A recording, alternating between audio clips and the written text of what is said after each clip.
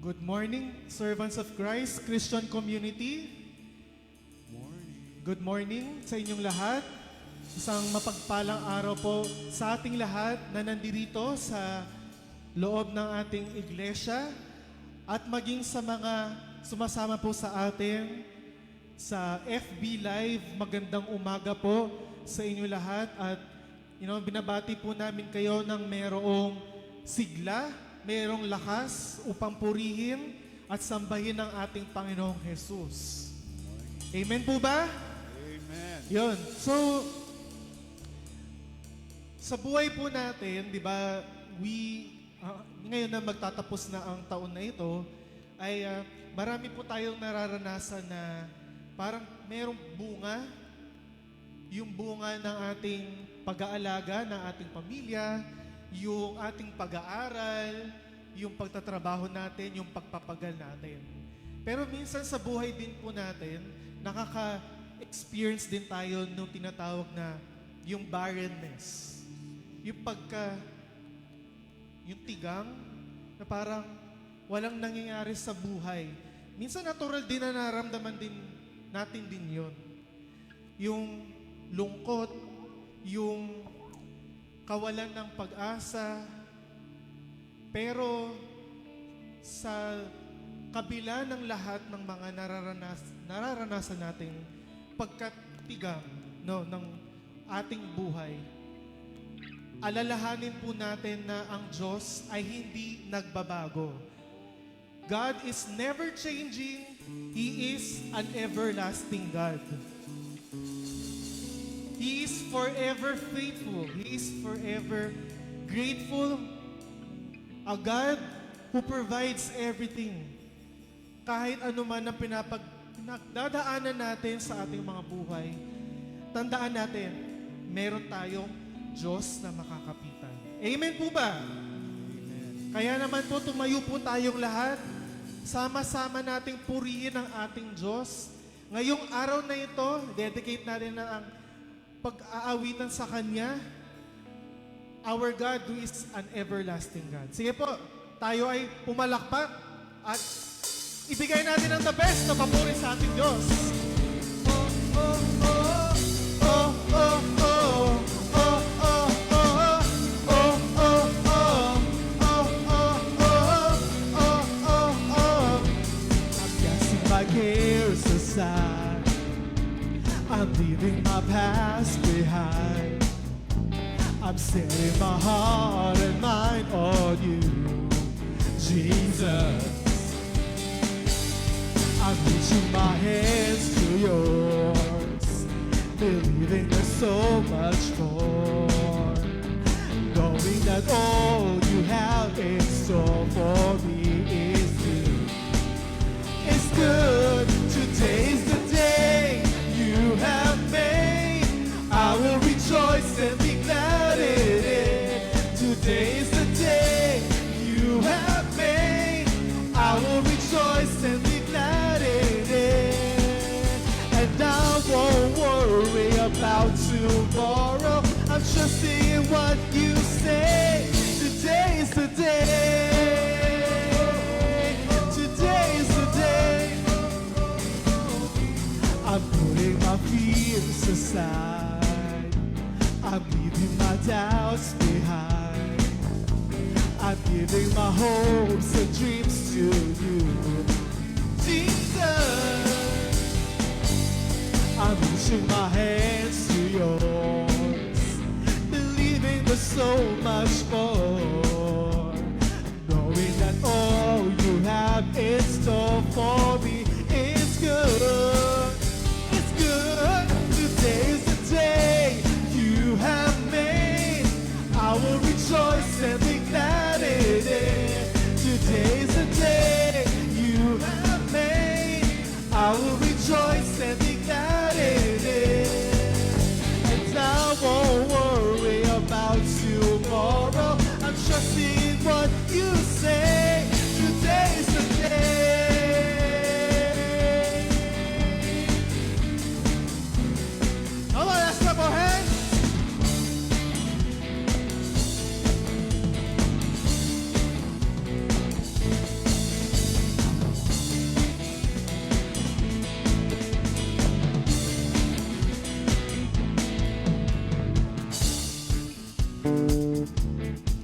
Let's sing, I will stand upon your truth. I will stand upon your truth. I will stand upon your truth. And all my days I'll live for you. All my days I will stand. for you. I will stand upon your truth. I will stand upon your truth. And all my days I'll live for you. All my days I live. And I will stand upon your truth. I will stand upon your truth. All my days I'll live for you. All my days I'll live. Today's the day you have made. I will rejoice and be glad in it. Today's the day you have made. I will rejoice and be glad in it. And I won't worry about tomorrow, giving you my fears and sorrows. Where you lead me, I will follow. I'm trusting in what you say. Today's the day. Today's the day. Today's the day. Today's the day. Today's the day.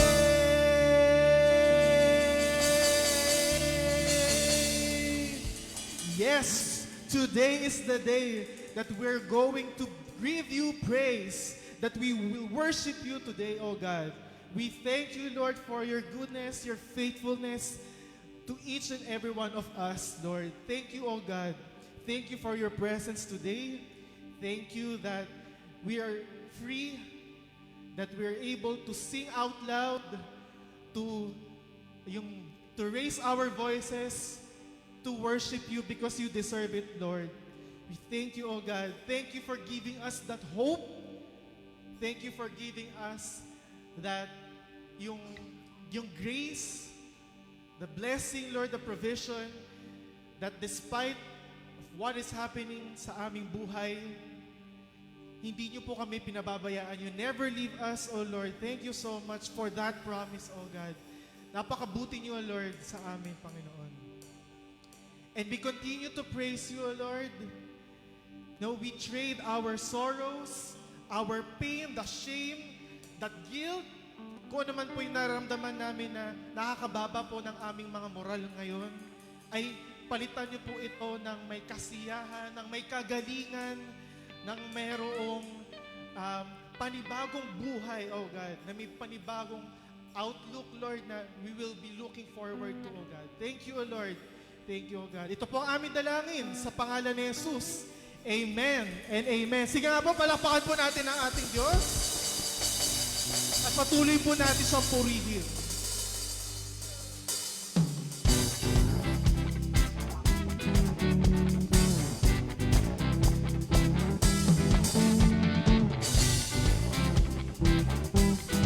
Let's sing, trading my sorrows. I'm trading my sorrows. I'm trading my shame. I'm laying them down for joy of the Lord. I'm trading my sickness. I'm trading my sickness. I'm trading my pain.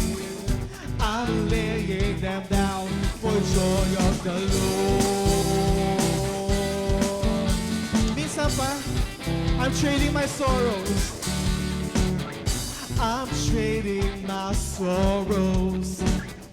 I'm trading my shame.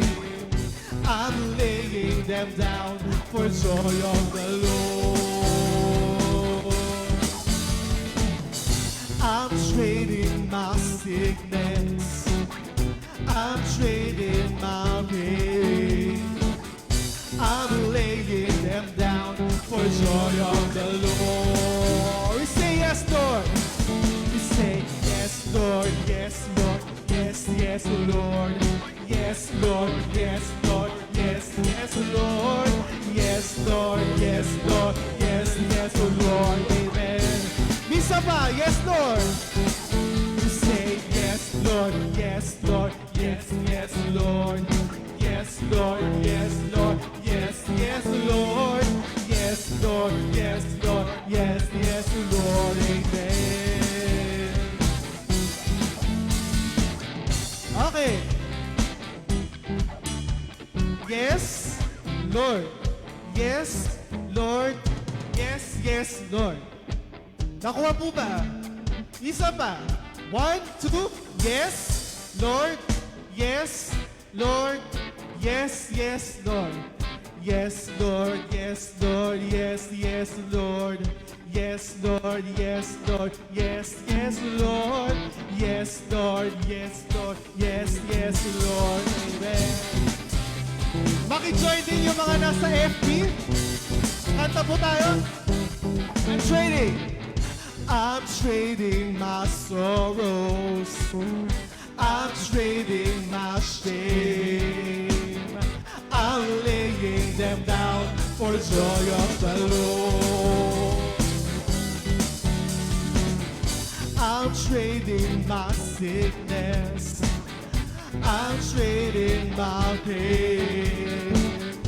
I'm laying them down for joy of the Lord. We say yes, Lord. Say yes, Lord. Yes, Lord. Yes, yes, Lord. Yes, Lord. Yes, Lord. Yes, yes, Lord. Yes, Lord. Yes, Lord. Yes, yes, Lord. Amen. Isa pa. We say yes, Lord, yes, Lord, yes, yes, Lord. Yes, Lord, yes, Lord, yes, yes, Lord. Yes, Lord, yes, Lord, yes, yes, Lord. Amen. I'm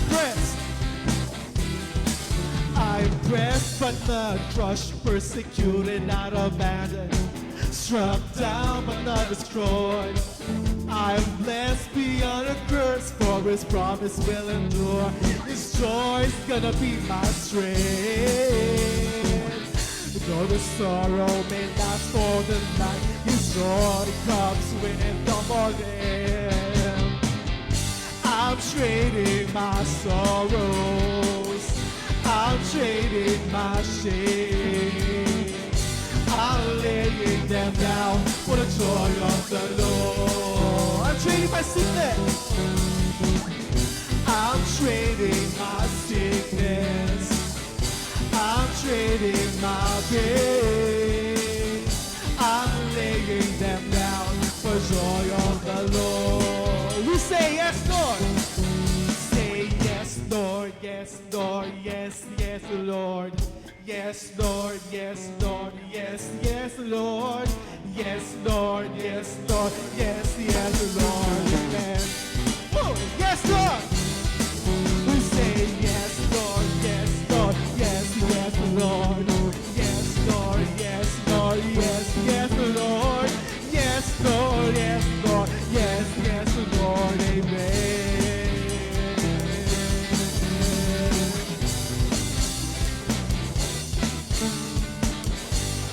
Yes, Lord.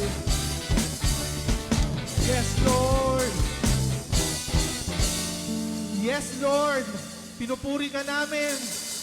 We celebrate you, your goodness to us, O God. And we say, yes, Lord, we trade our sorrows, mga kalungkutan. We trade our shame, ang kahihiyan, ang guilt, at kung ano man po mga negatibong nararamdaman po namin sa araw na ito o sa matagal na naming pinagdadaanan, O God. Ipinagpapalit po namin ito ng iyong biyaya, ng iyong pagpapala, O Diyos.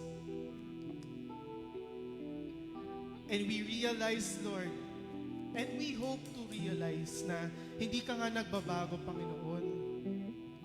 You are never changing. You're forever reigning King of kings and Lord of lords, who gives us yung hope that grace, yung pagiging wonderful mo, Panginoon. You're amazing, Lord. Yung mga things na binibigay mo at ginagawa mo sa aming buhay, Panginoon.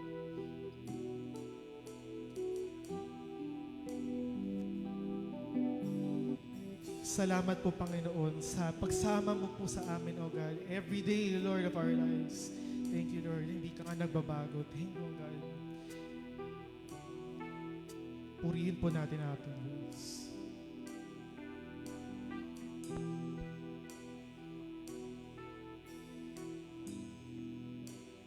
One thing I know that I have found through all the troubles that surround, you are the rock that never fails. You never fail.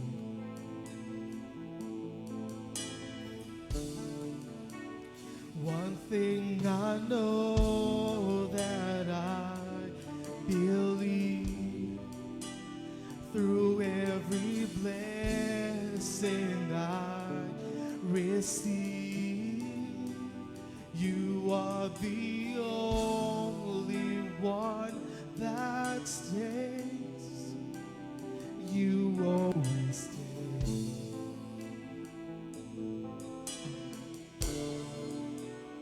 You never change. You're still the same. You are the everlasting God. You will remain after the day is gone and the things of earth have passed.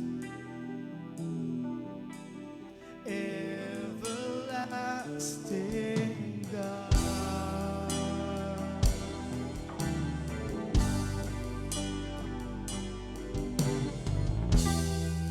Let's see it. One thing I know that I have found through all the troubles that surround, you are the rock that never fails. You never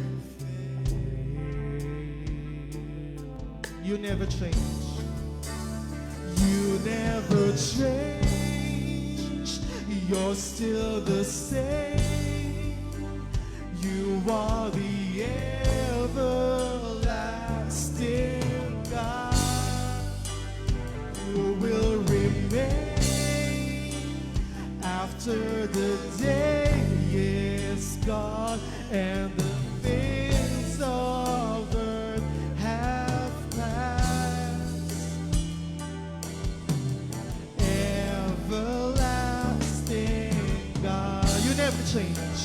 You never change. You're still the same. You are the everlasting God.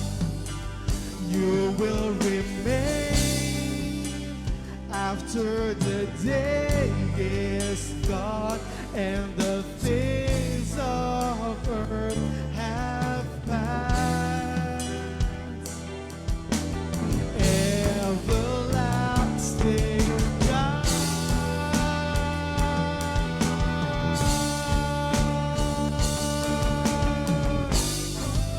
Oh, we worship you.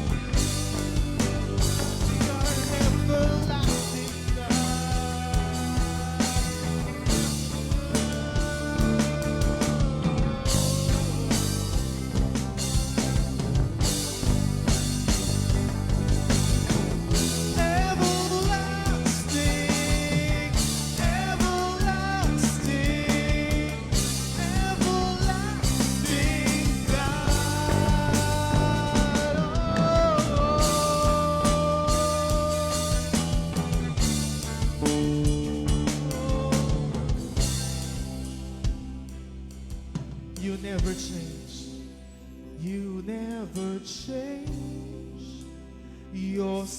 the same.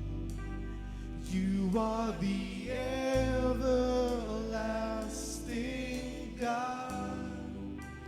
You will remain after the day is gone and the things of earth have passed.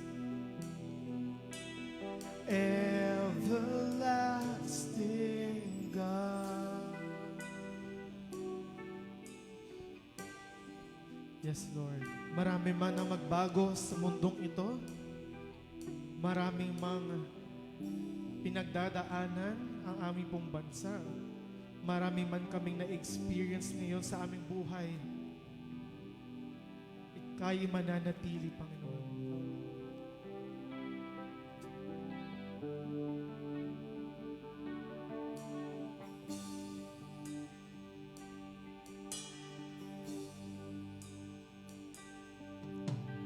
Ang pag-ibig mo'y wagas sa totoo. Tunay at dalisay, hindi nagbabago. Ang iyong habag ay walang katulad. Kapangyarihan mo'y walang kapantay. Ang pag-ibig mo'y wagas sa totoo. Tunay at dalisay, hindi nagbabago. Ang iyong habag ay walang katulad. Kapangyarihan mo'y walang kapantay. Magpakailanman ikaw ay pupurihin. Magpakailanman ika'y sasambahin. Magpakailanman hindi ka magbabago. Magpakailanman noon, ngayon at magpakailan paman. Ang pag-ibig mo, ang pag-ibig mo'y wagas sa totoo. Tunay at dalisay, hindi nagbabago. Ang iyong habag ay walang katulad. Kapangyarihan mo'y walang kapantay. Magpakailanman ikaw ay pupurihin. Magpakailanman ika'y sasambahin. Magpakailanman hindi ka magbabago. Magpakailanman noon, ngayon at magpakailan. Magpakailanman ikaw ay pupurihin. Magpakailanman ika'y sasambahin. Magpakailanman hindi ka magbabago. Magpakailanman noon, ngayon at magpakailan paman.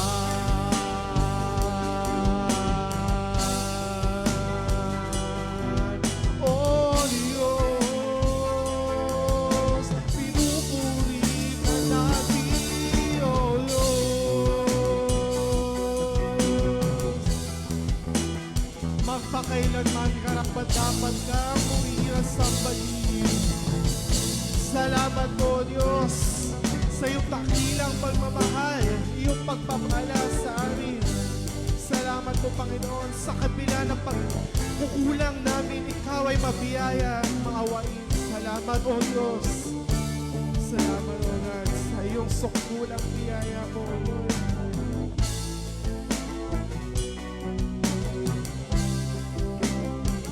Purihin ka, O Diyos. Magpakailanman,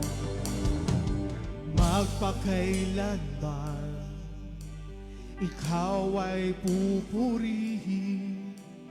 Magpakailanman, Ika'y sasambahin. Magpakailanman, hindi ka magbabago. Magpakailanman, noon, ngayon, at magpakailanman, Ikaw ay pupurihin.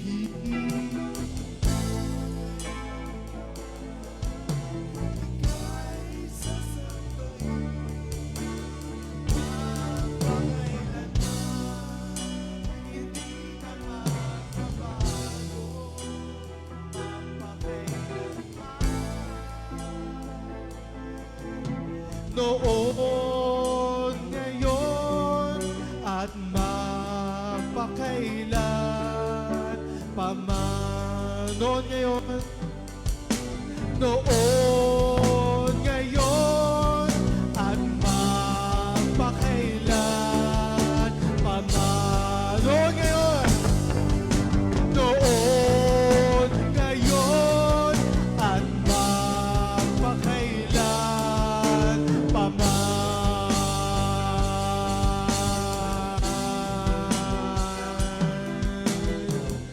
sa iyo ang papuri, luwalhati, parangal at pasasalamat. Palakpakan po natin ang ating Diyos.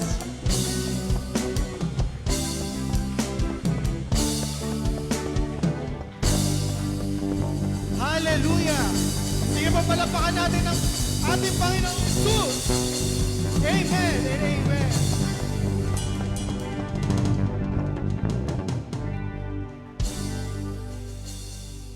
Muli, good morning po sa inyo lahat. Ngayon naman po ay tayo'y magbatian sa bawat isa. Ayan, mini-welcome ulit natin yung tropa ni Buds. Tropa na, ang dami na nila eh. Hello.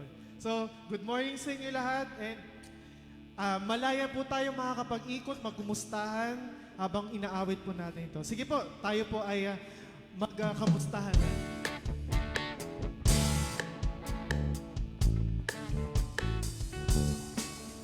I love this family of God,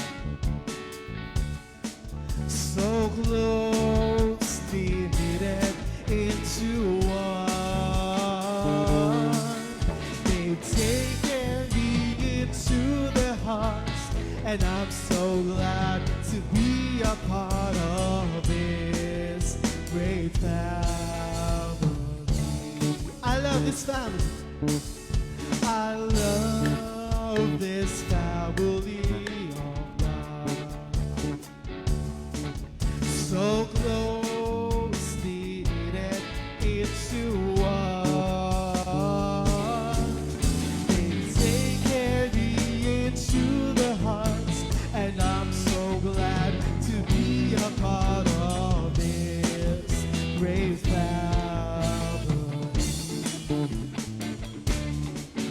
I love this family of God, so closely knitted into one. They take me into their hearts, and I'm so glad to be a part of this great family.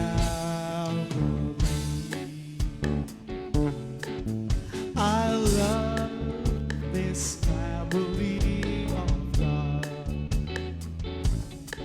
so closely knitted into one.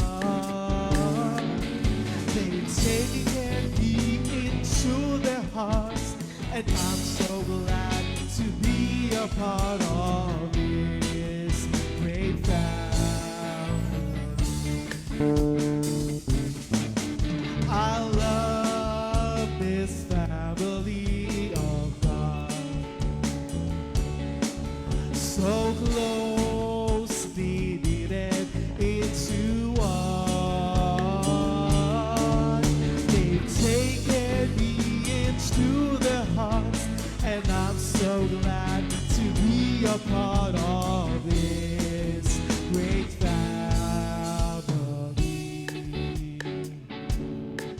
They've taken me into their hearts, and I'm so glad to be a part of this great family.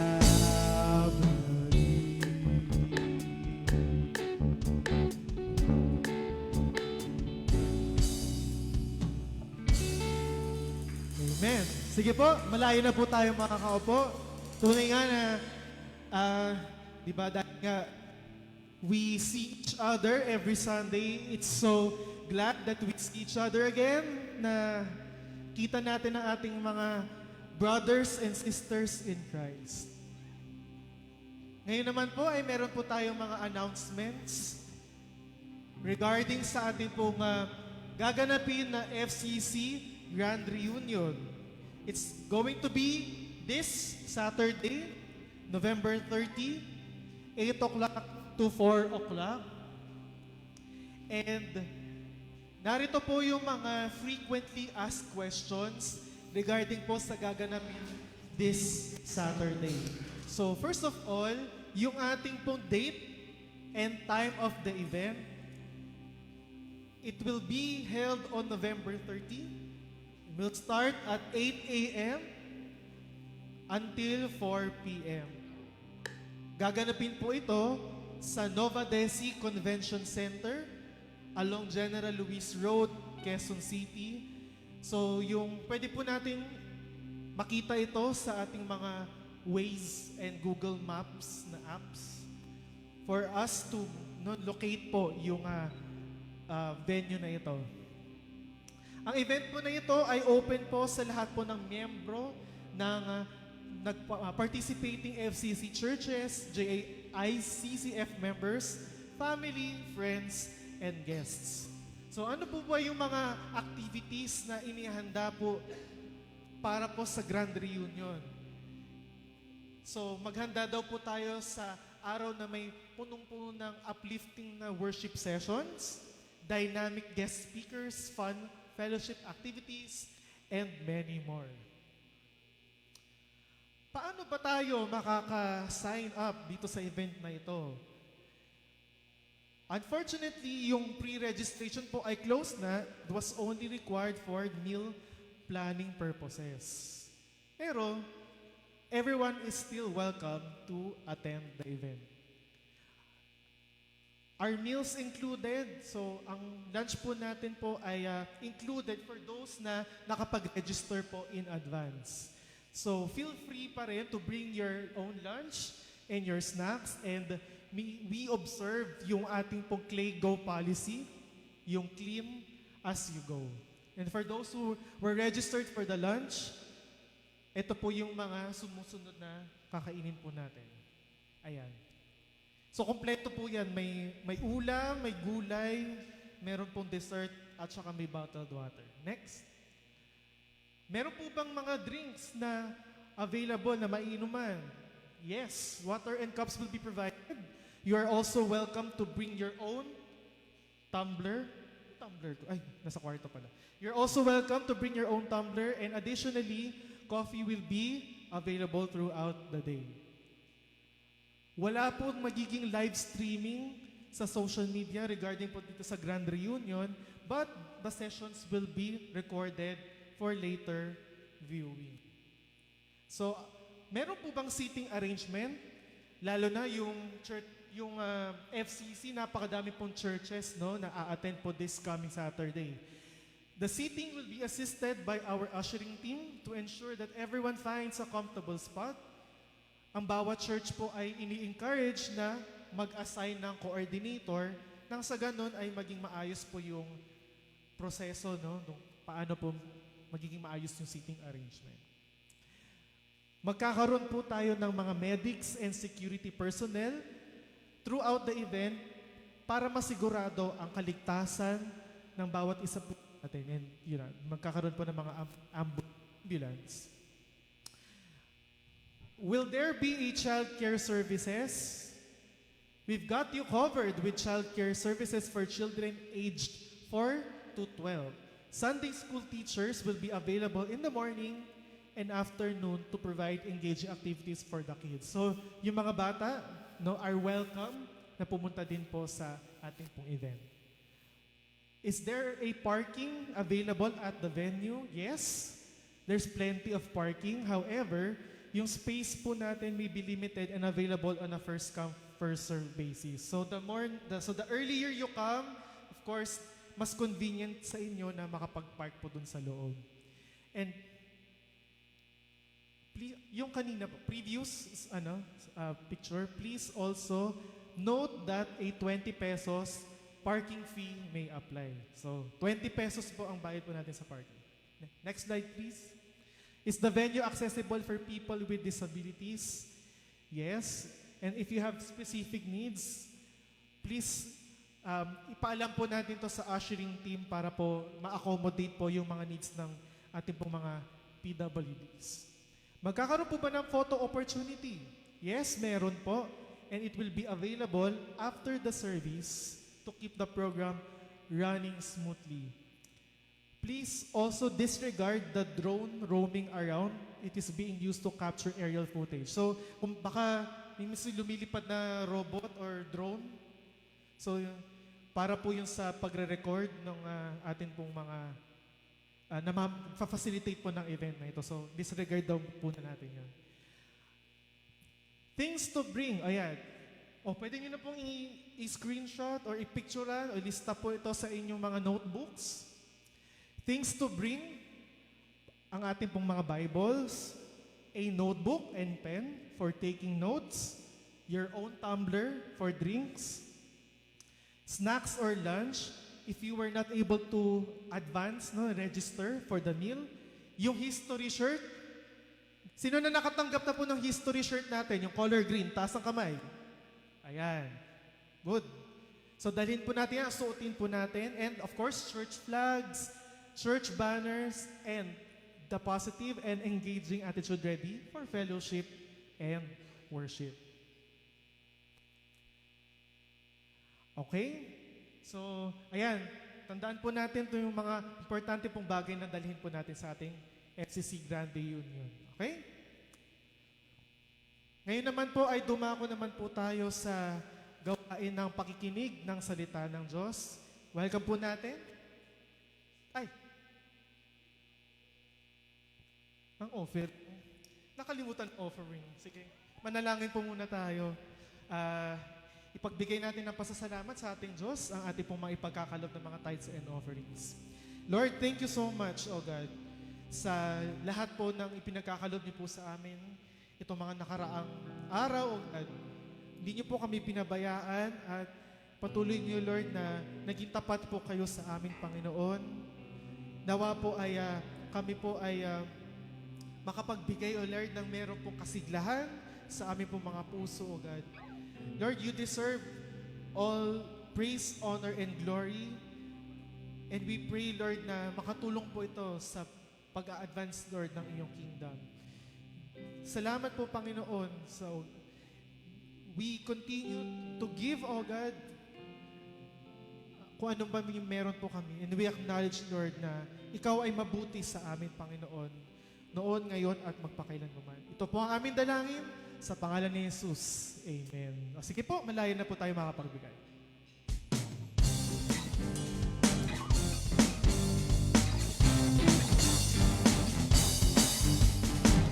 Kami ay luluhod at sa iyo ay sasamba.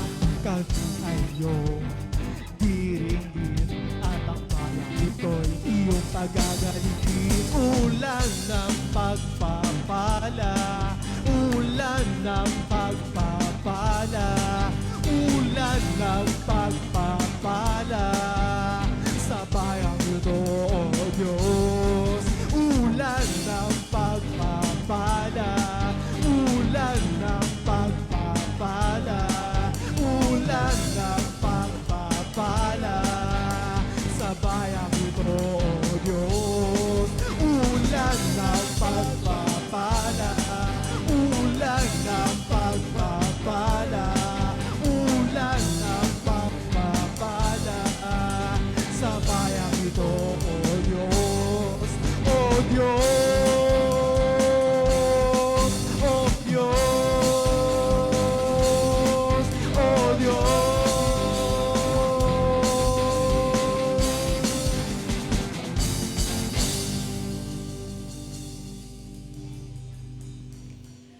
Good morning! Gandang umaga. Good morning. Ayan. At magandang umaga rin sa bawat kapatiran natin na dumadalo sa online. Okay, so bago tayo magsimula ay nais kong i-welcome si Catherine. Tayo ka nga, Catherine. Yan. Alam niyo si Catherine. Yan, yan. Noong pong DVBS natin, parang kasing laki lang siya ng mga ganitong anak natin eh. Nung umaattend dati, di ba? Right? Ganyan. Ngayon, no, tingnan nyo, laki na. Oh. Welcome, Catherine, ulit at nakasama ka namin. Palakpakan nga po natin si Catherine para sa ating Diyos. Welcome! Tandang-tanda ko nung nakita ko siya kanina eh. Parang, tinanong ko, anong pangalan mo, Catherine? Sabi ko, parang natatandaan kita. Nung daraw, ganun ka lang. Eh. Sa DVBS, sa Daily Vacation Bible School natin. At ngayon, nandito na siya sama natin. At katulad ng ibang mga kabataan natin, ng mga nag-aaral din ng Sunday School, pagdating ng araw, makakasama natin sila sa youth ministry. Parang yung mga kabataan natin sa tech team. Ano? Lahat po yan ay nagdaan ng DVBS. So, Daily Vacation Bible School at saka ng Sunday School. I-welcome din po natin yung mga naka-online. Yan, si Ate Annabel, okay? Si Tita Baby, Chico, nasa Cavite yata siya, no? Sa Tondo pala. Yeah, okay. Welcome po, Tita Baby. Si Sam ay bagamat hindi kasama ngayon dito ng ating Dabarkads ay nakikinig sa atin. Okay? Si Ate Tess Galvez, of course si Ayan pala. Ayan Bitoon, yan. At si Erej at maging si Lou, parang may family affair sila, buong pamilya pero nandito sila nakasama natin sa online. Si Gilbert, tsaka si Tita Ching. And of course, si Nati na nasa Marikina, si Joy na nasa New York, at saka si Ate Vicky na nasa California. Okay? Nais po natin, gusto ko po sanang samahan niyo ako sa panalangin para kay Ate Vicky kasi siya po ay nag-PM sa akin kanina, meron daw siyang colds, cough, maraming parang nararamdaman, may fever, slight fever pa yata. So, sama natin siya sa prayer at isama na rin natin sa prayer si Kit, si Baby Kit, dahil kaya hindi maka-attend po dito ngayon yung family ni Oliver, ay pa-check up din nila ngayon dahil inuubo din yata, no? Okay? At saka si Ching. Si Ching ay ngayon nakita ko na umalis sila dahil na-scratch daw ni Midi yung kanilang aso. Okay? So, papa-check up ngayon nila. Okay? So, samahan niyo po muna ako sa panalangin para sa mga kapatiran natin na may karamdaman.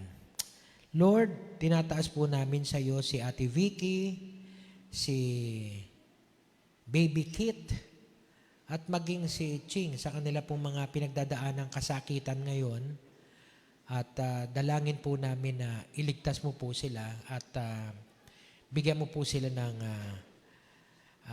kagalingan sa anumang kasakitang pinagdadaanan nila, Panginoon. Dalangin po namin, O Diyos, na maibigay sa kanila ang tamang gamot upang ito ay magbigay ng panumbalik ng kanilang kalusugan at kasiglahan. Lalo tigit, Panginoon, yung kay Ching na scratch siya ni Midi, yung aso, Lord. Iligtas mo po siya, Panginoon, sa anumang infection at maging si Baby Kit at si Ate Vicky sa kanilang pinagdadaanan. Salamat po, O Diyos. Dalangin po namin ang lahat ng ito sa pangalan ni Jesus. Amen. Okay? So, kung meron po tayong mga ganong karamdaman, ay huwag po tayong mahihiya na magsabi, no? Para sa ganon, maipag-pray natin sa ating iglesia. Okay? At nais din natin i-welcome ang kasama ni Ate Ali, si Maika. Ayan. Tayo ka nga, Maika. Ayan. First time mo ba, Maika, na maka-attend ng ganitong uri ng gawain? Okay. Welcome, Maika. Yan. Para tayong iisang pamilya lang dito. Si Ate Alice ang ating nanay. Kaya ang tawag namin dyan, Mother Alice. Okay? Okay. So, Tayo po ngayon ay magpapatuloy ng ating pag-aaral patungkol sa, anong topic natin last week? Yun, nakakalimutan na ng lahat. Ano nga ba? Teka, sandali, Pastor. Ha? Hindi ako magsisimula hanggat hindi nyo sinasagot. Ha? Ano sabi ni Mikael? Ano sigaw ni Mikael?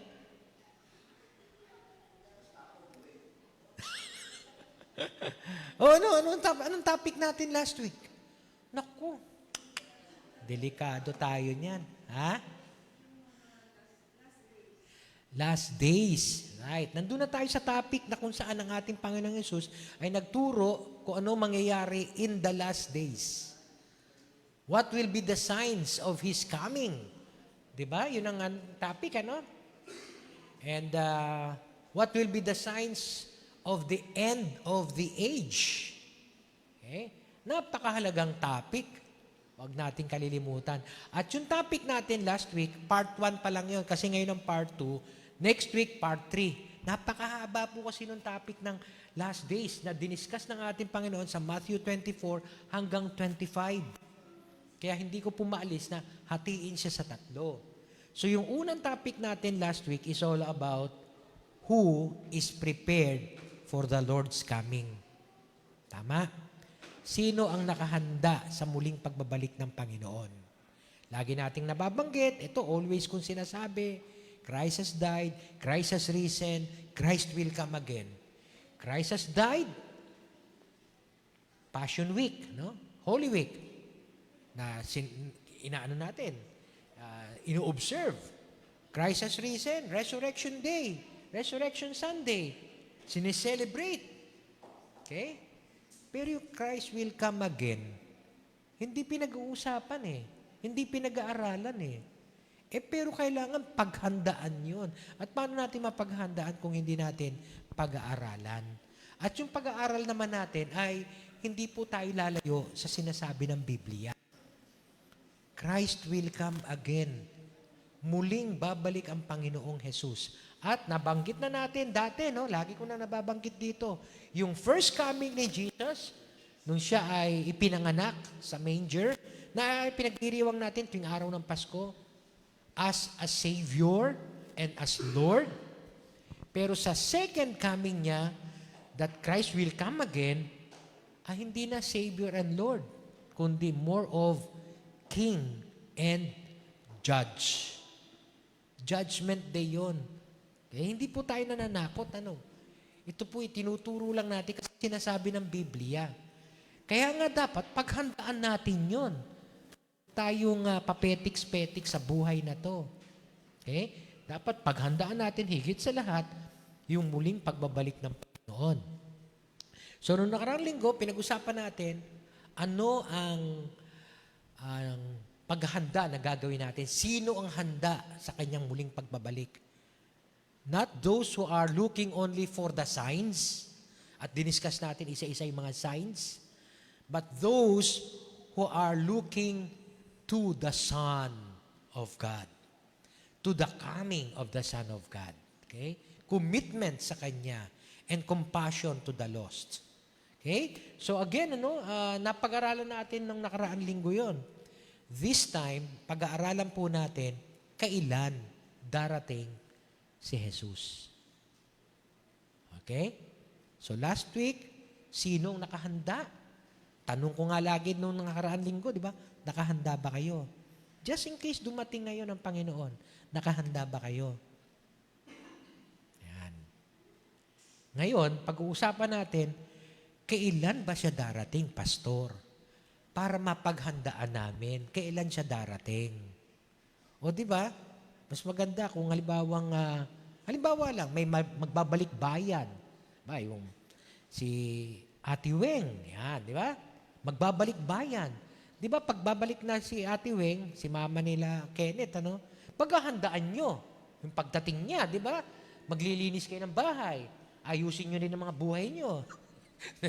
Okay? Aayusin natin ang paghahanda, di ba? Kasi darating eh. Okay? Teka, pastor, kailan ba darating si Ate Weng? Ayun.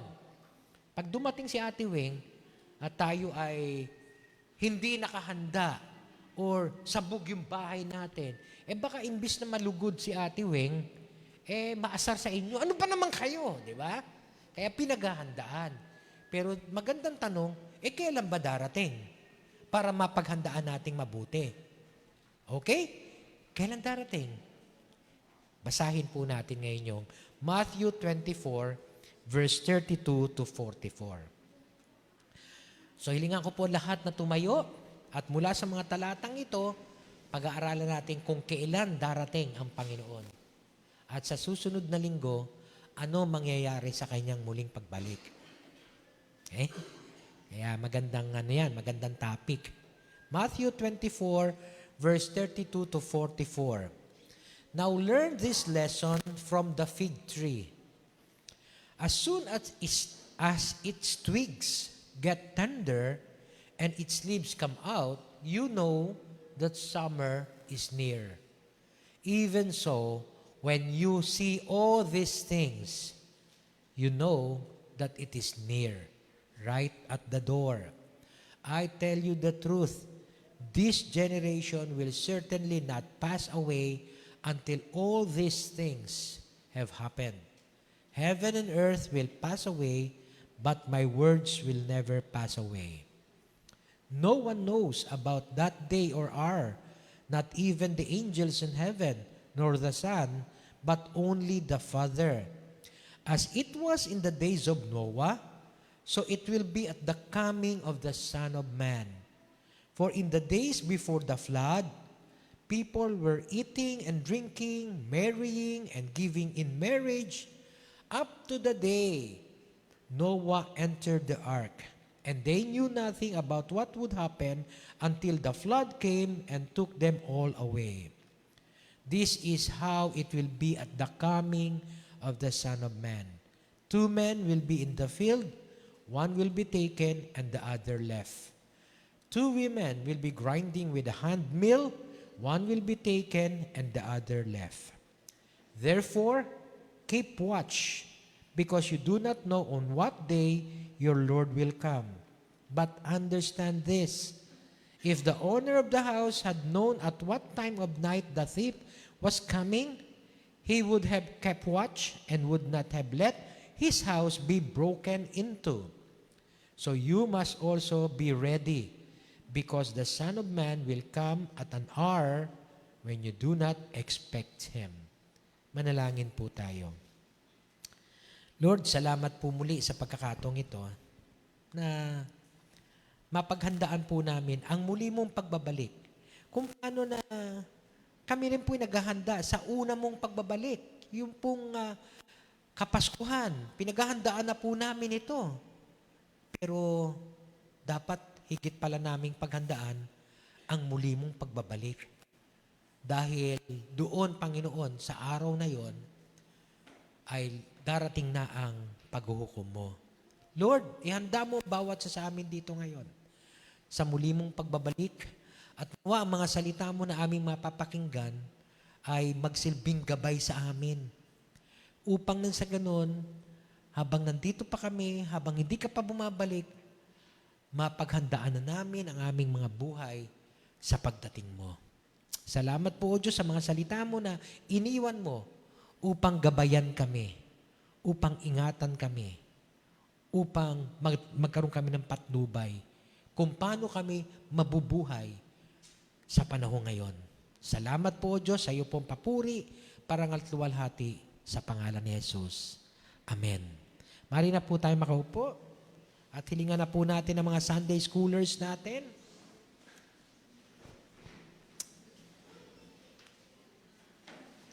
Yan. Dami nila, no? Kaya kailangan talagang oh Lord, mapagawa na yung ating extensions para sa Sunday School. The Lord will provide. Amen. Okay, tayo naman po ngayon na naiwan dito ay pag-aaralan natin yung tinatawag natin kaninang the Lord's Second Coming.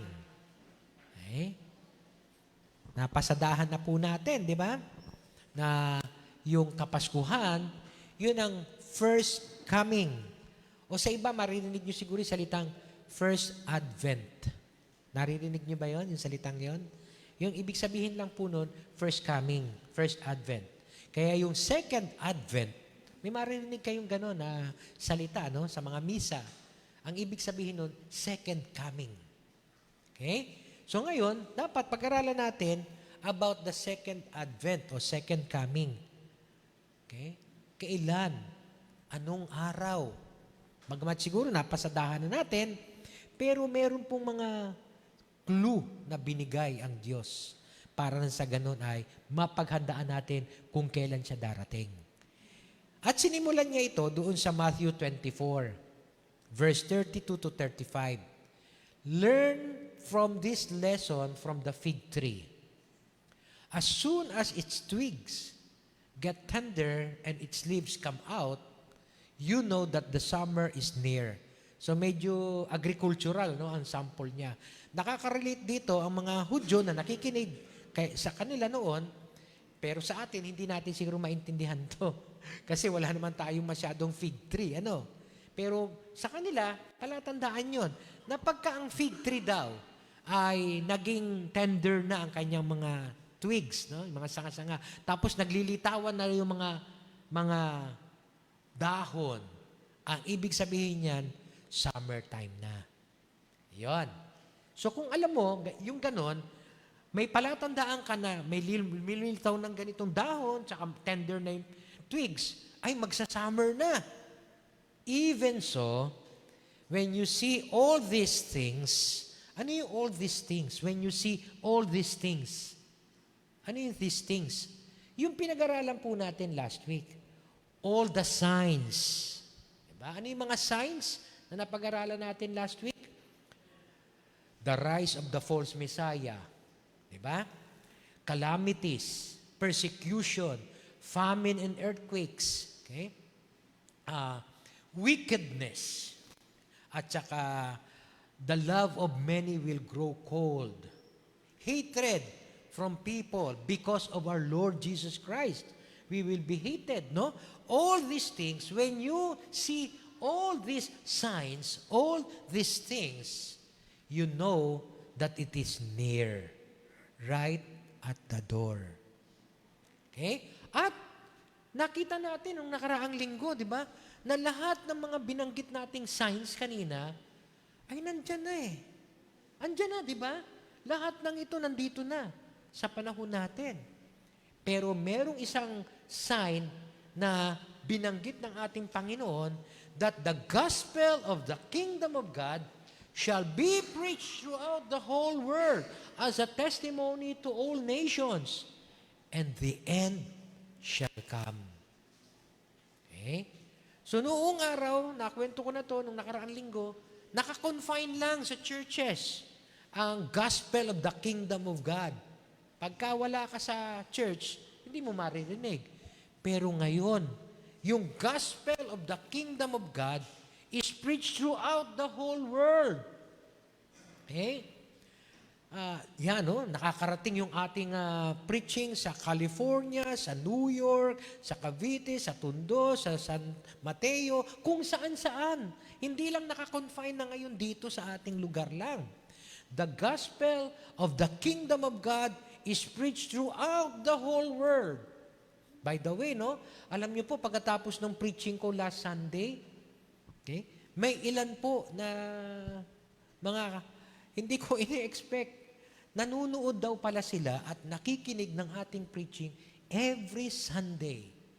Pero this time, nag-comment sila, Pastor, thank you for sharing the Word of God through the social media, sa Facebook account natin, okay? Dahil natututunan daw nila kung paano gagawing paghahanda sa muling pagbabalik ng Panginoon. And we want to assure you, Pastor, every Sunday, nakikinig kami ng preaching mo. Although, hindi sila bumabati.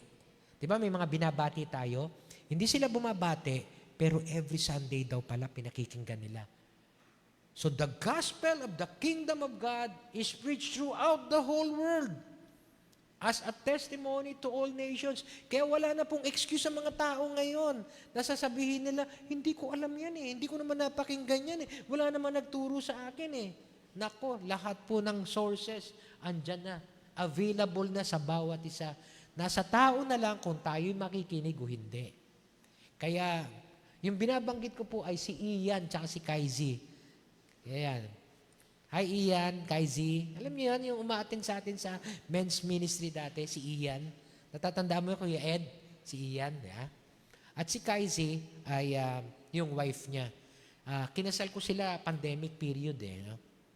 Kaya hindi ko rin ni-expect na sila ay makikinig ng ating preaching every Sunday. So, sabi doon, the gospel of the kingdom of God shall be preached throughout the whole world as a testimony to all nations. At ito na ngayon, lahat talaga nagpapatotoo na ang preaching, ang pangangaral ng salita ng Diyos, ang kanyang paghahari, ipinapangaral sa buong mundo, and the end shall come. Kaya, alam niyo po, right at the door na, sabi nga dyan. Kaya lang, okay, siyempre, ang tanong, kailan? Kailan? Dinugtong pa ng ating Panginoon, I tell you the truth, this generation, or sa ibang version, this age, okay? Itong age na to, will certainly not pass away until all these things have happened. So pag sinabing age, not necessarily yung isang generation lang na 40 years. Yun po ang bilangan ng isang generation eh. One generation is equivalent to 40 years. Kung hindi lang 40 years, kundi the age, the whole humanity, the whole mankind. Okay?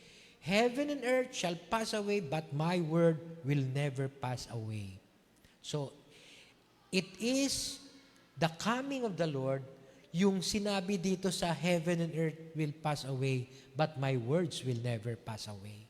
Kaya nga po, hindi pwedeng hindi ipinapangaral ito sa pulpito.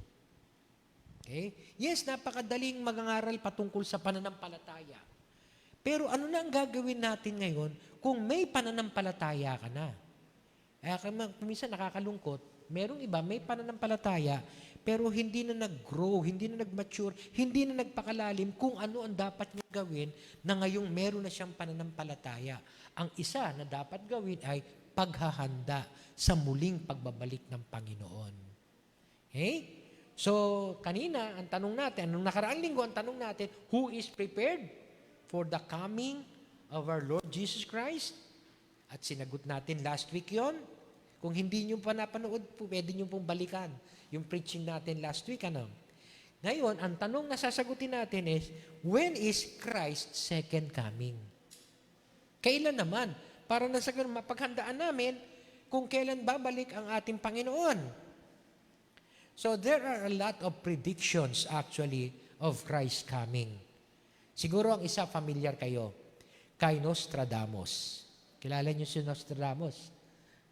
The Man Who Saw Tomorrow. Noong 1970s yata yun, 1980s na pelikula. Napanood ko yun, documentary film. Pinanganak siya 1503 and hanggang July 1566 lang. He was a French astrologer at accordingly, ginamit niya ang astrology to gauge kung kailan yung second coming na to. At ang kanyang prediction kung kailan ang end of the world from now up to 3797. Ay, ang tagal pa pala, Pastor.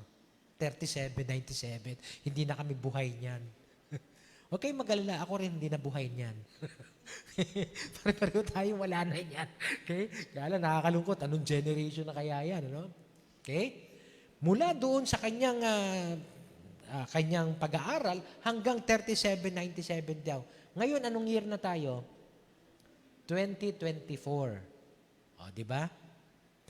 So, yung 3797. So, ang tagal pa. Tagal pa pala, Pastor. Pwede muna tayong magpa-petics muna ngayon.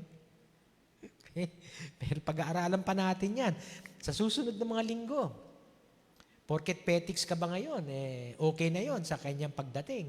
Okay? Anyway, meron pang isa. Si Richard Rusat. At saka itong kay Richard Rusat daw ay source ni Nostradamus ng kanyang prediction. Siya ay isang physician of Leon at ang end of the world according to him is 2042. Uy, mas malapit. 2024 na ngayon, 200 years na lang. Di ba? 2024 no? 200 years na lang, darating na si Lord. Wala na rin tayo noon. Di ba? 200 years pa eh. Okay? But then again, these are predictions of these people who are not necessarily Christians. Eto pa. Ito'y kinuha ko lang mula doon sa nag-predict. Kasi marami po iba na research ko ay hindi naman nila pinredict kung kailan ang pagbabalik ng Panginoon. Pero nagkiklaim sila yung Messiah. Yun yung isang topic na napag-aralan natin last week. Eto, merong isang grupo na sila ay nag-claim na si Jesus ay darating na. At may series of predictions sila. At ito po yung mga Jehovah's Witness. Okay? Ang Jehovah's Witness po ay nag-predict that merong series, ilang beses sila nag-predict. 1878, darating na raw si Lord. End of harvest daw yon. 1881, nag-revise sila ng end of harvest. Tapos 1914, end of human rulership. Wala na raw tao ang magru-rule kundi si Jesus na. Mga predictions nila yan about the last days. 1918, the new terminus. Tinatawag nila. At 1925, ang prediction nila, the resurrection of the patriarchs.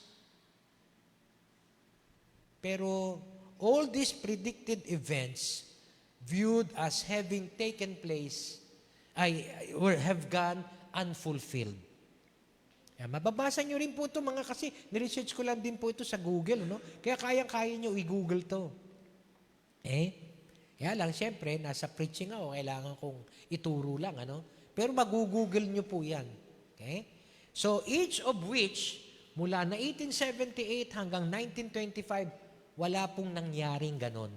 Hindi nagkaroon ng end ng human rulership, yung end ng harvest. Pag sinabing harvest, metaphorical yon. Yung pag-aani ng mga tao, di ba, nabanggit ko, pagdating ng panahon, Judgment Day, lahat aanihin, yung damo, hihiwalay sa mga trigo. Yung trigo, ilalagay sa kamalig, pero yung damo, susunugin. Metaphorical yon. Okay? Walang nangyaring gano'n na paghahati o pag-harvest. Okay?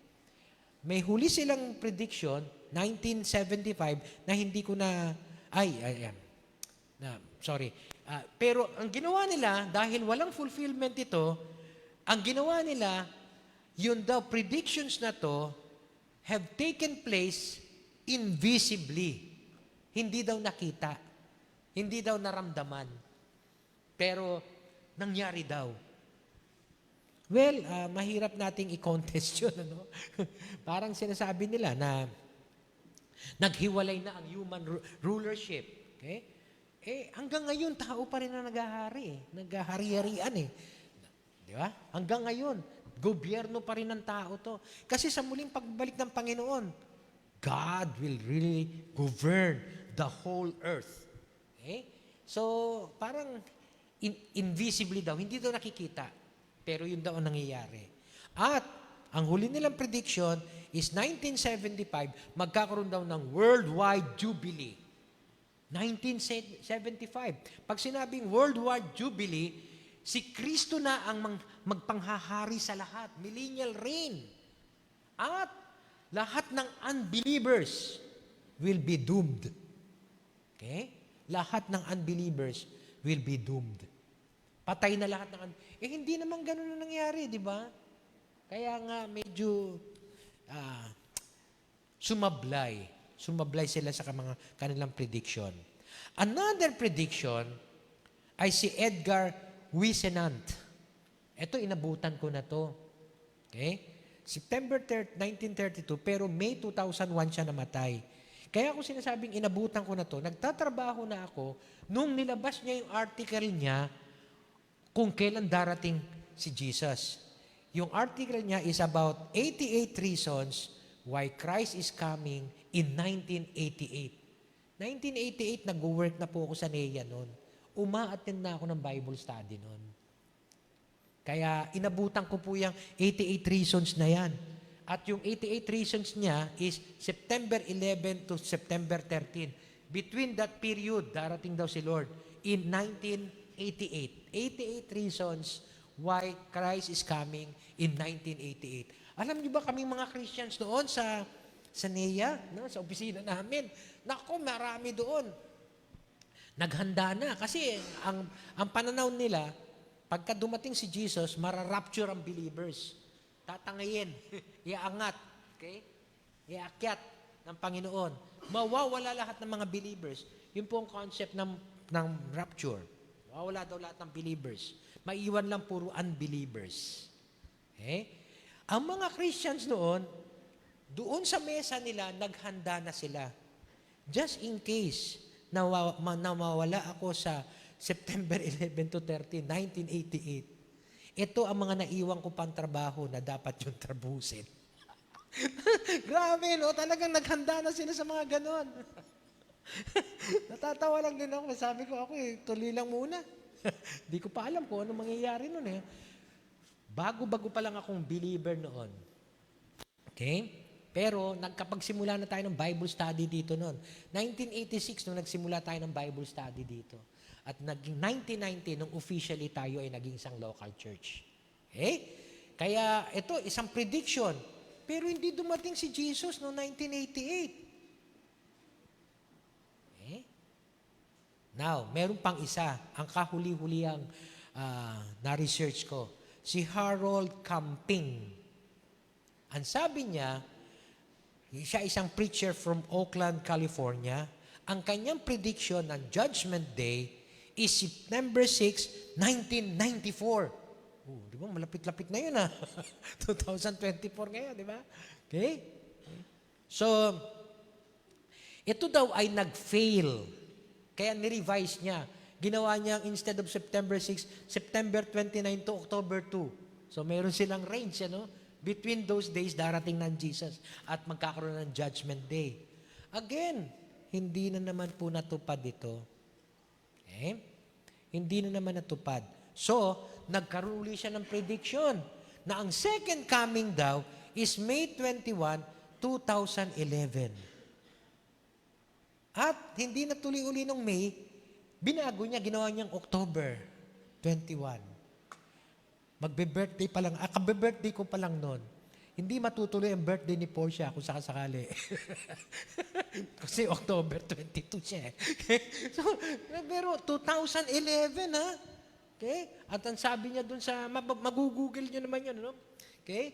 Yung mga saved, yung mga Christians, mararapture papuntang heaven. Pagkatapos, 5 months na magkakaroon ng fire, brimstones, plague sa buong mundo, and millions ang mamamatay every day, culminating hanggang October 21 with the final destruction of the whole world.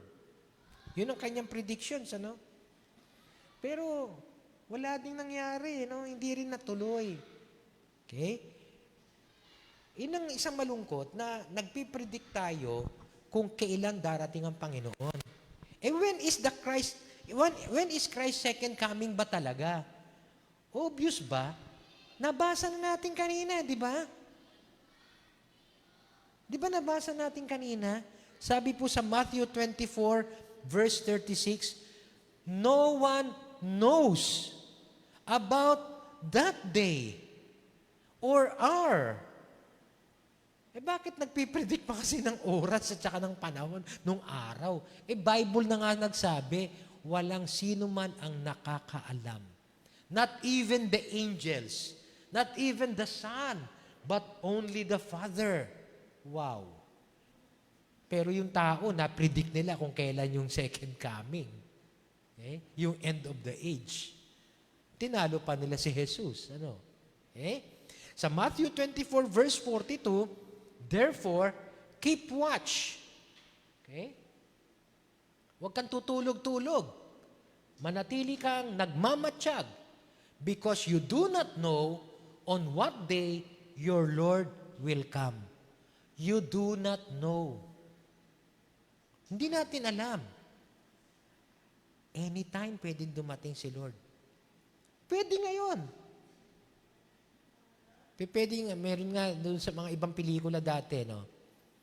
Na nangangaral yung pastor, pagkatapos biglang nawala yung ilang members niya. Na-rapture daw. Okay? Si pastor na iwan. yun ang twist doon sa pelikula, no? Si pastor na iwan. Okay? So bakit ganun? Ano nangyari? Bakit naiwan si pastor? Okay? So anyway, those are movies. Pero no one knows. No one can predict the exact day or time of the Lord's coming. Binanggit na ng Biblia eh.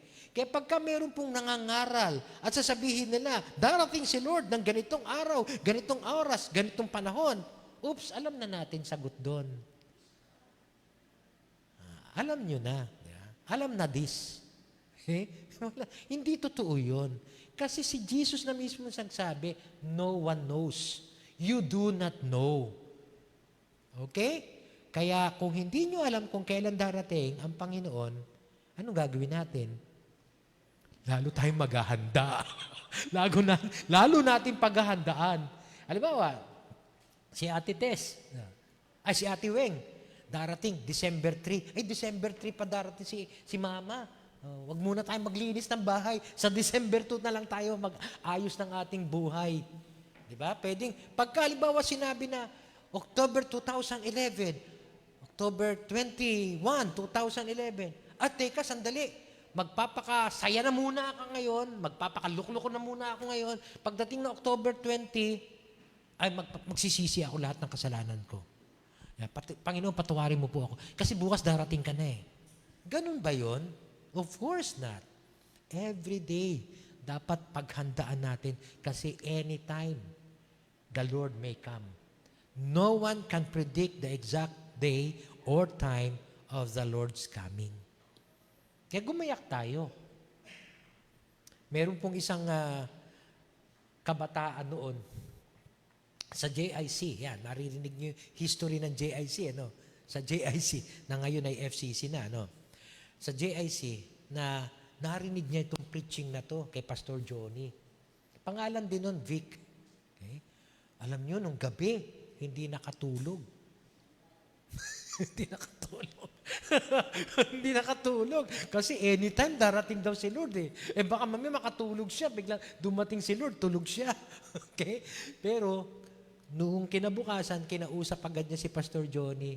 Sabi niya, Pastor, dahil po doon sa preaching ninyo, gusto ko na pong isuko ang buhay ko kay Lord. Ibig sabihin, umaattend siya ng church, hindi pa rin siya nagsusuko ng buhay niya kay Lord. At, nagpakaseryoso sa kanyang pananampalataya, naging worker, naging leader, naging pastor. Naging pastor sa Bagong Silang at ngayon, pastor siya sa New Zealand. Parang bagong silang, no? New Zealand. Pero totoo yun, nasa New Zealand sila. Magbabalik-bayan sila. Nandito na pala sa Pilipinas si Pastor Vic Espejo. Pero hindi siya seryoso nung araw. Pa-attend lang siya. Pero nung narinig niya ang preaching patungkol sa coming of the Lord, doon siya nagseryoso. I hope and I pray na meron sanang ganun dito sa atin, ano? Nagseryoso na after hearing the Lord's coming. And, okay, naging pastor pa. Papastor po siya sa New Zealand ngayon. At sa reunion natin, makakasama natin siya. Sa grand reunion natin. Okay? No one can predict the exact day. Be prepared for it. Okay? Next, kung bakit na binanggit doon, ano? So, pero meron pong may clue kung kailan yung araw na yon. No one knows di ba? Walang nakakaalam kung kailan yung araw na yon. Pero may clue, yung sumunod na talata. Sabi sa verse 37, as it was in the days of Noah, so it will be at the coming of the Son of Man. Ayun, may clue. Ano ba nangyayari nung panahon daw ni Noah? Kung paano yung panahon ni Noah, kung ano nangyayari sa panahon nila noon, ganun din daw ang muling pagbalik ng Panginoon. kung ano nangyayari sa panahon nila. So tingnan po natin kung ano nangyayari nung araw ng panahon ni Noah. Sabi po sa Genesis chapter 6, verse 11 to 13, the earth was corrupt in God's sight and was full of violence. God saw how corrupt the earth had become, for all the people on earth had corrupted their ways. Biro mo yan, no? Isang verse, pero 3 beses binanggit yung salitang corrupt. Kaya huwag kayong kukurap, ha? Ay, huwag kayong kukurap. Huwag kayong maging kurap. Huwag kayong kukurap. Huwag kayong gagano. Pagka kumukurap kasi kayo, baka lalo kayong antukin. Manatili kayong kising. Pero tingnan nyo, no? The earth was corrupt. God saw how corrupt the earth becomes. For all the people had corrupted their ways. Yung tao ang corrupt, no? Nung panahon ni Noah, punong-puno ng katiwalian ang tao. Sa panahon natin ngayon, yun. Ganon din ba ang kalagayan natin? Yun, di ba? Punong-puno din ng katiwalian. So God said to Noah, I am going to put an end to all people. To all people, ha? For the earth is filled with violence because of them. I am surely going to destroy both them and the earth. At ito, nangyari during Noah's day, alam niyo kung ano nangyari, no? The Great Deluge. Yung pagbaha na ang buong mundo ay binaha. Okay? Walang sino man ang nabuhay, kundi si Noah, yung asawa niya, yung 3 anak ni Noah, si Ham, Shem, at saka si Japheth, at yung 3 mga manugang nila. So, 8 tao lang ang nabuhay during that time. At nagpasimula ang bagong generation ng mga tao sa pamamagitan nitong 3 anak ni Noah. Okay? Kaya nga po, kayang gawin ng Panginoon yon kung mapapanatili yung katuwiran at hindi ang katiwalian sa mundong ito. Nakakalungkot kasi marami pong mga tao ngayon, tiwali pa rin ang kanilang buhay sa kabila na naririnig natin. Okay?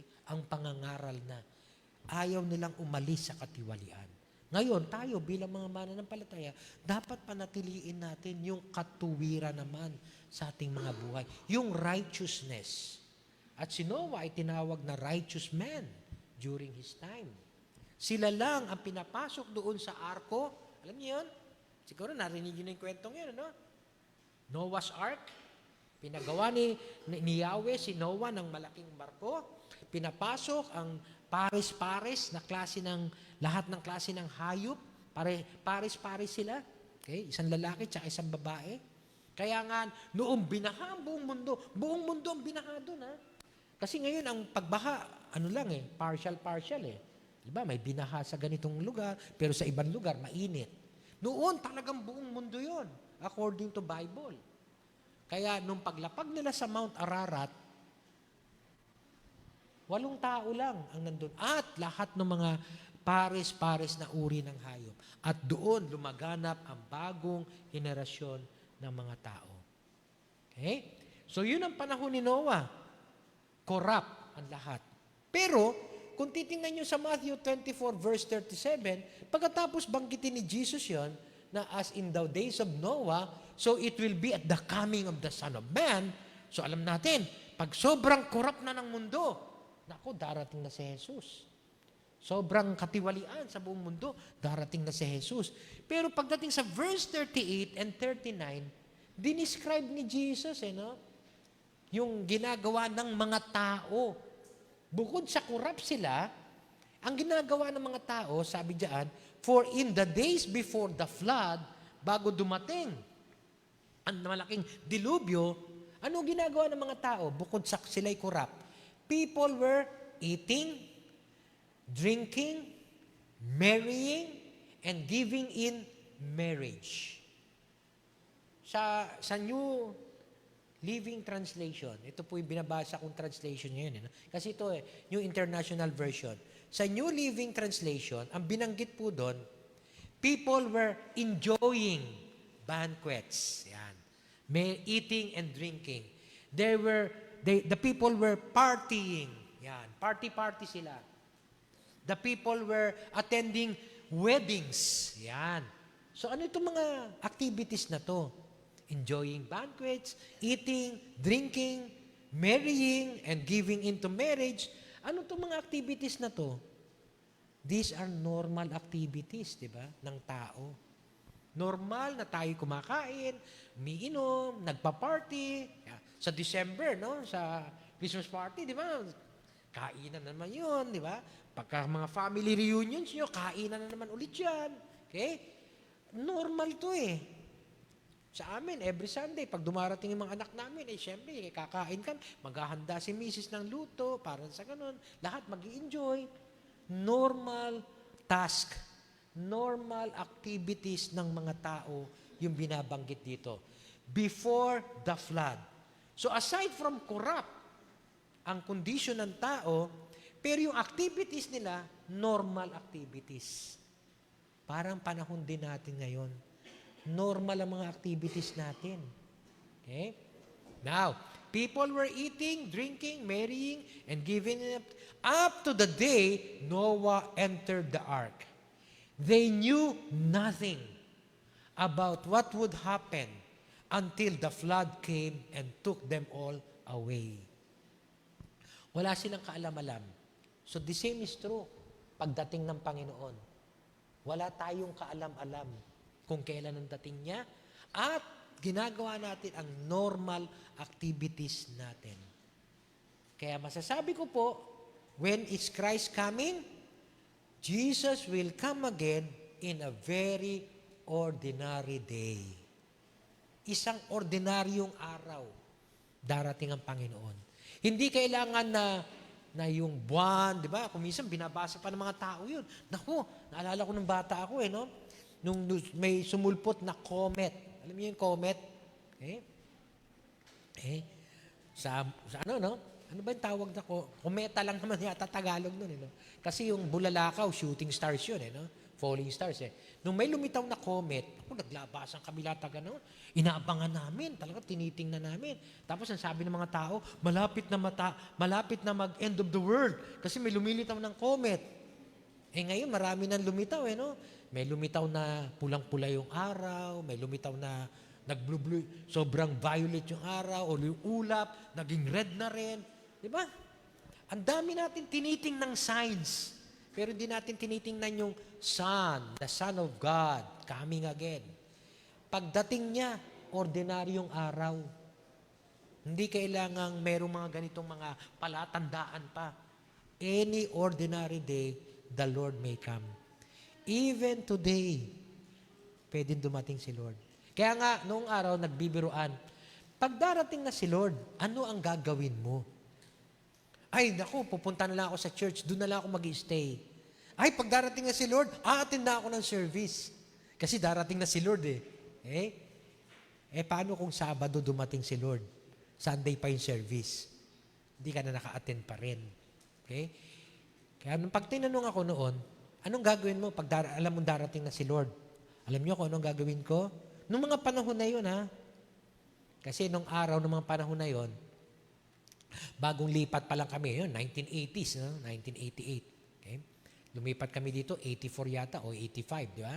So parang bagong lipat lang kami. Sabi ko, kung darating si Lord sa mga panahon na yun, malamang, nagga-garden ako. Mahilig pa ako mag-garden nun Okay? Inaayos ko yung garden namin. Bakit? Kasi any ordinary day, the Lord may come. Kaya nga, pwedeng dumating si Lord, nag-aaral kayo, nagtatrabaho kayo, o maaring linggo, o maaring nagbabasketball kayo, or anything. Kaya nga, paano kung dumating si Lord? Umiinom ka. Ayun ang nakakatakot, Pare, inuman tayo. Brad, baka dumating si Lord. Ay, hindi pa darating yan, matagal pa yon. Sabi ni Nostradamus, 3797 pa darating si Lord. Pambira, pinaniwalaan mo si Nostradamus. Bakit hindi mo paniwalaan yung sinasabi ng Biblia? Any ordinary day, darating si Lord. Kaya nga aayusin mo buhay mo kung alam mong darating na si Lord Kasi anytime, kung may ginagawa kang kalokohan, yon. Anytime baka dumating si Lord. Yon. Kaya nga pinaghahandaan ang pagdating ni Lord. Now, babalikan natin yan. Sabi kanina doon sa Matthew 24 verse 39, sabi doon, na binanggit, up to the day Noah entered the ark. Isang issue kasi ito And they knew nothing about what would happen until the flood came and took them away. Andiyan ba kayo? Ano daw mangyayari? When Noah entered the ark, sino yung they knew nothing? Sino yung they knew nothing about what would happen until the flood came and took them all away? Sino yun? Yung mga tao, di ba? Na mga kurap na hindi naniniwala kay Noah nung sinabi niya na magkakaroon ng malaking baha, pinagtawanan siya ng mga tao. Paano magkakaroon ng baha? Ang liwa-liwanag ng araw. Okay? So sumakay sila sa barko. Balikan natin yung Genesis, yung pinag-aralan natin kanina. Sumakay sila sa barko. Yung mga tao, dumating ang deluge, dumating ang malaking dilubyo, and took them all away. That is how it will be in the coming of the Son of Man. Sa muling pagbabalik ng Panginoon, anong tinutukoy diyan? Judgment yun. All will be taken away. All will be taken away. Now, tinuloy ni Jesus mula doon sa Matthew 24, verse 39 hanggang verse 41. Tinuloy niya. 2 men will be in the field, one will be taken, and the other left. 2 women will be grinding with a hand mill, one will be taken, and the other left. Doon sa unang talata, gusto kong pakinggan natin to kasi ito'y controversial pagdating sa second coming. Doon sa unang talata, sino yung taken away? Who were those people who were taken away? Those unbelievers, right? Those who did not believe. Those who were corrupt. They knew nothing about what would happen. Only Noah and his family knew what would happen. Now, those people who knew nothing about what would happen until the flood came, they were taken away. They were judged. Judgment yun They were taken away. They were flushed away by the flood. They were all killed. They all died. Now, doon binanggit ngayon itong talata na 2 men will be in the field, one will be taken away, and the other left. Kasi, kaya ako sinasabing controversial ito. Kasi, ang lagi nating iniisip noong araw, pagka binanggit itong one will be taken, one will be left, is yung one will be taken, tayo yung maliligtas. Yung left, yun na maiiwan. Speaks of rapture daw. Pero kung titingnan natin ang literary analysis, hermeneutics, kung titingnan natin ang literary analysis, those people who were taken away were the people who were judged. So those who will be taken away will be judged, and those who will be left will be saved. Baliktad Pero tingnan nyo doon sa rapture, parang hindi ganon. Pero kung titingnan po natin hermeneutically ang usapan, baliktad Yan. Kaya sabi ko, iba pa rin talaga pagka sinundan natin yung context. Huwag natin kukunin ito, pagkatapos babanatan natin na ito will be taken away. Asan ang support mo doon? Ang support mo dapat dyan yung context. Sino yung taken away? Those who are judged. Those who are left are saved. Just like Noah and his family. They left at saka they were saved. Those who knew nothing, they were taken away, they were judged. Kaya nga po, medyo mag-ingat tayo dito sa, sa issue na to. At paninindigan ko, yung sinabi ni Jesus, contextually. At hindi dahil ito'y nakalakihan natin na teaching, panghahawakan natin. Paano natin masisiguro na tama yung teaching? Huwag tayong lalayo sa context ng Bible. Okay? Kaya nga, nakita ko dyan na kailan darating si Jesus? Jesus will come again and will bring about judgment. Sa pagdating ng ating Panginoon, judgment day yon. Those who do not believe will be taken away. Okay? So again, sana maging malinaw po sa atin na yung pong mundong ating ginagalawan, ito rin po yung mundo na babaguhin ng Diyos at ating titirhan. Kasi di ba, sabi a new heaven and new earth. Okay? Anong ibig sabihin? Revelation yon. Sa Revelation, okay, ay metaphorical o figurative yung mga doon. Okay? Hindi literal.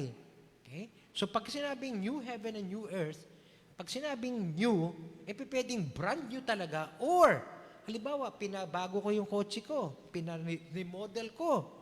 It could also be mean new. Diba? Sa yung mga nababypass, may bago ka ng puso. Yan. Bago pa rin na sinasabi, di ba? And I do believe God can make this world a new place, a new earth. Okay? Biro mo yung 2020, nung pandemic. Biro nyo, after nung pandemic na huminto lahat ng mga fabrika, huminto lahat ng mga pollution, gumanda ang ating nun, di ba? Ang mundo natin nun. Kayang-kaya ng Diyos gawin yon. Okay? So this will be the earth that we will be living. This will be the one who are left to us. Tayo yon. Okay? Kaya alam nyo, yon? Critical na issue. At kailangan makita natin na hindi tayo lilipat sa isang bagong mundo. Paano tayo lilipat sa isang bagong mundo? Paano paglilipat doon? Ito rin yung mundong ito. Bago nga lang ito. Babaguhin ng Diyos. Paano ka lilipat sa isang bagong mundo? Wala pong ganun. Paano? Hindi nga tayo makarating sa buwan sa bagong mundo pa. Dito rin yon. Kaya lang, kayang baguhin ng Diyos itong bagong mundong ito. Okay? Katulad nung ginawa niya sa panahon ni Noah, binago niya mundo, binaha niya muna lahat. Pagdating ng araw, kay Peter, binanggit niya na may bagong mundo, pero susunugin muna niya lahat. Pero kayang-kayang gawin ng Diyos yun, na baguhin itong mundong ito, and those who will be left, yon, yung maiiwan, yun ang mananahan sa bagong mundo na to. Those who will be taken away will be judged forever. Okay? So that's the second ang tawag dito, clue. Yeah, clue. When Christ is coming, He will be coming on a judgment day, in an ordinary day, and on a judgment day. And finally, when Christ is coming again, Matthew 24, verse 43 to 44. Tinutuloy ko lang yung mga talata na binabanggit. But understand this. If the owner of the house, kung kayo'y may-ari ng isang bahay, okay, at alam nyo kung kailan, at what time of the night the thief was coming, at alam nyo kung kailan darating ang magnanakaw, he would have kept watch and would not have let his house be broken into. So you must also be ready, because the Son of Man will come at an hour when you do not expect Him. Darating ang Panginoon in a very ordinary day, and judgment day yon. Pero, yung hindi mo inaasahan na oras, yung oras na parang gusto mong magpapetiks-petiks kasi wala naman Wala naman nangyayari. Kung kailan ka magloloko, Kaya hindi naman siguro sa pagluloko, no? Pero kung alam mo na darating na yung magnanakaw, di ba? Hindi mo mananatili kang nagmamatsyag.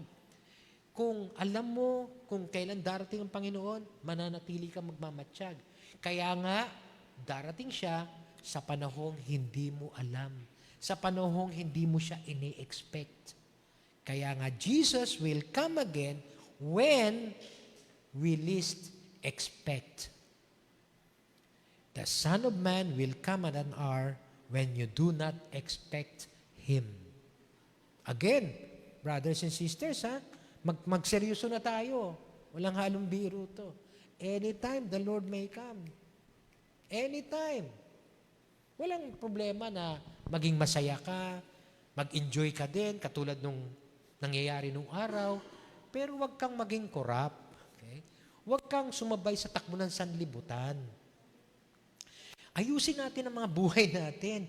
Manatili tayong may pananampalataya sa Panginoon. Manatili tayo na pinaglilingkuran natin ng ating Diyos. Na yung ating buong buhay ay inuukol lang natin sa Kanya lang. Walang problema na mag-party, mag-enjoy sa buhay, mag-asawa, magkaroon ng pamilya, magtrabaho, mag-aral. Wala akong problema doon. Kaya lang, wag nating kalimutan, anytime, pwedeng dumating si Lord. Baka may dumating si Lord, andun tayo sa inuman. Nandun tayo sa kasalanan. Nakakatakot isipin. Diba? Naalala ko nung araw. Kasi nung araw, usong-uso to eh. Yung second coming, nung panahon namin, nila Kuya Mike. Ganito lang ni Kuya Mike Cabrera. Nanood siya ng sine. Tapos doon sa sine, biglang lumindol. Sabi niya, Lord, patawad, nandito ako sa loob ng sinihan. Kala niya second coming na no? Pero siyempre, no, kakabahan ka rin no? Pero kasi usong-uso sa amin noon yung usapang ito eh. Kaya nga yung ating unang church, yun yung ating reunion, ano? Alam niyo yung unang pangalan ng church natin? Jesus is Coming, Christian Fellowship. Kasi noong mga 1980s, yun po lagi ang pinag-uusapan sa pulpito. Ang muling pagbabalik ng Panginoon. Tayo, kaya natin na pag-usapan kasi kailangan, dahil napasadahan na natin lahat ng teachings, inisa-isa natin no? At dito, dumating yung panahon na tinuro na ng Panginoon ang patungkol sa second coming niya. Pero nung araw, ang laging pulpit sermons patungkol sa second coming. Kaya noong araw, seryoso kami. Seryoso yung mga tao. Kasi anytime darating si Lord. Ngayon, kung tayo, hindi tayo magsiseryoso, wala na ako magagawa doon. Kasi kailangan ko lang ipangaral ang salita ng Diyos. Magseryoso po tayo sa ating pananampalataya. Baka matulad tayo ni Vic Espejo na isang kabataan na uma-attend lang pero hindi pala seryoso. Nung narinig sana ninyo itong patungkol sa, at hindi lang pangakabataan bawat isa sa atin. Baka mamaya, nakikinig lang tayo, pero hindi natin siniseryoso ang salita ng Diyos. Okay? Pag sineryoso po natin ang salita ng Diyos, isang paghahanda na gagawin natin yun. Next week, ano mangyayari pag dumating siya? At yung susunod na mga linggo, ano ang gagawin dapat natin bago siya dumating? Okay? So the how, yun ang pag-uusapan natin next week. Pero sa susunod na mga linggo, ano ang dapat na pinaghahandaan natin? Paano tayo maghahanda sa kanyang muling pagbabalik? Kaya hanggang part 4 po ito, baka umabot pa nga ng part 5 no? Niisip ko lang kasi yung third Sunday, aabuti na yung ating Christmas party. Ewan ko kung paano ko i-connect yung message. Okay? Pero yun po talaga nakikita ko ngayon. Napakahaba ng teachings na ibinigay ng Lord about His second coming. Jesus is that serious for people to prepare themselves for His coming. Sana ganun din tayo. Sana mga anak, mga kapatid, maging seryoso tayo. Matutunan to. Jesus kasi will come again when we least expect Him. Now, are you ready for Christ's second coming? Yun yung tanong natin. Nakahanda ka ba? Yung nakahanda natin, yung paghahanda natin, pinag-usapan natin last week yun. Huwag ka lang titingin sa signs, but look unto Jesus. Look unto Jesus and continue in His Word. Be committed to His Word and have also compassion to the lost. Share natin ito. Mag-imbita tayo. Brad, nakahanda ka ba sa second coming? Anong second coming sinasabi mo dyan? Halika, imbitahan kita sa church namin. Kasi yun ang pinag-uusapan. Second coming. Are you ready for Christ's second coming? Anytime He may come. Anytime. Maaring ngayon. Maaring pagtulog natin mamayang gabi. Maaring bukas. Anytime. But, please, keep watch and be prepared. So as a challenge to everyone, surely Jesus will come again at an hour or day when we least expect. At a time when people are doing every ordinary task on every ordinary day. Sang normal na gawain. But when that day and time comes, judgment will come upon those who are not prepared. Since no one knows the exact hour or day, we must all the more be ready of His coming and prepare for it. Manalangin po tayo. O Lord, O Lord. Yes, Lord. Hindi nga po namin alam kung kailan ka darating, kung kailan ka muling babalik.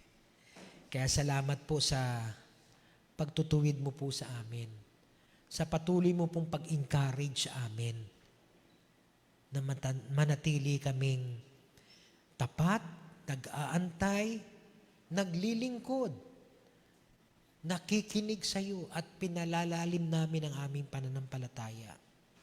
Thank you, Lord, for encouraging us na hindi na po namin, naiwanan na po namin ang lumang buhay namin, ang makasalanang buhay namin, Lord.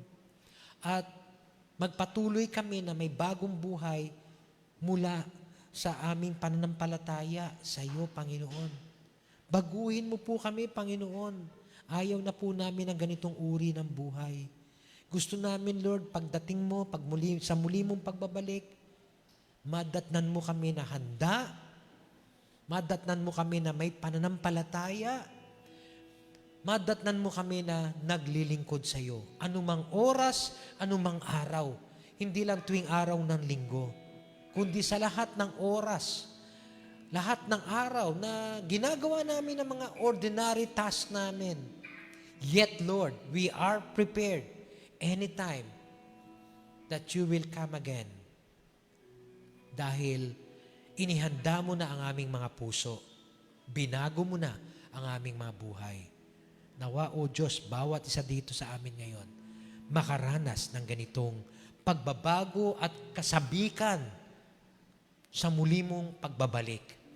Hindi po takot ang dapat maghari sa amin, kundi kasabikan na muli ka nang babalik anytime. At habang ginagawa po namin yung pag-aantay, paglilingkuran ka po namin, Lord. Salamat po, O Diyos. Salamat po. Hallelujah.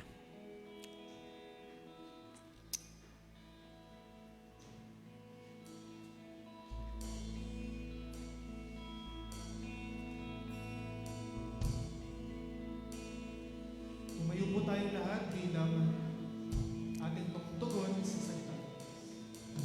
Nais kong ika'y maranasan, pag-Diyos mo'y aming inaasam. Pagkat sa'yo ko lang natagpuan ang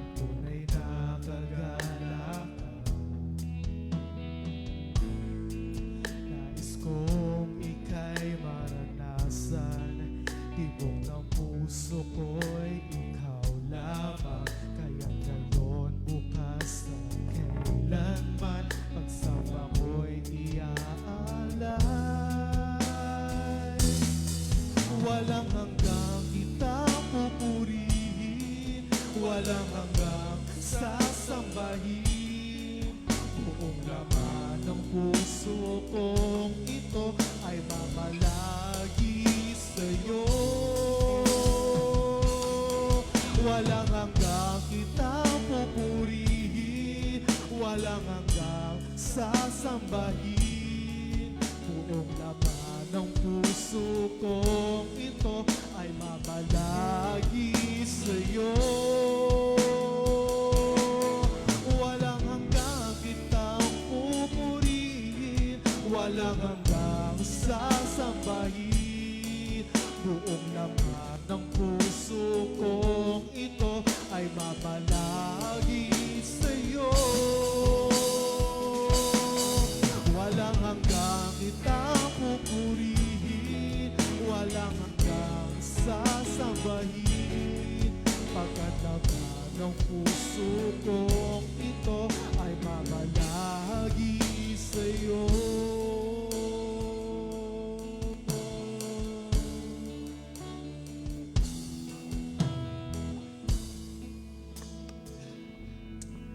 Amen, Lord. Nais po, Panginoon, nais po namin na mamalagi sa iyo, O Diyos.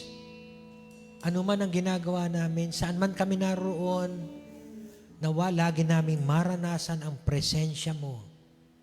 Mamalagi sa iyo, O Diyos.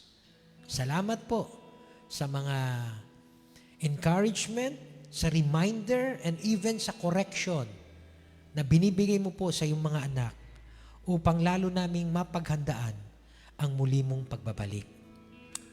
Sa iyo po ang papuri, O Diyos, lahat ng pasasalamat at luwalhati. Nawa ang pag-ibig ng ating Diyos Ama, ang biyaya ng ating Panginoong Yesus, at ang pagsama ng banal na Espiritu na laging magpapaalala sa atin kung kailan siya darating, sumaatin lahat ngayon at magpakailan pa man. Ang lahat ay magsabi ng Amen, Amen, at Amen. God bless us all. And again, see you next Sunday.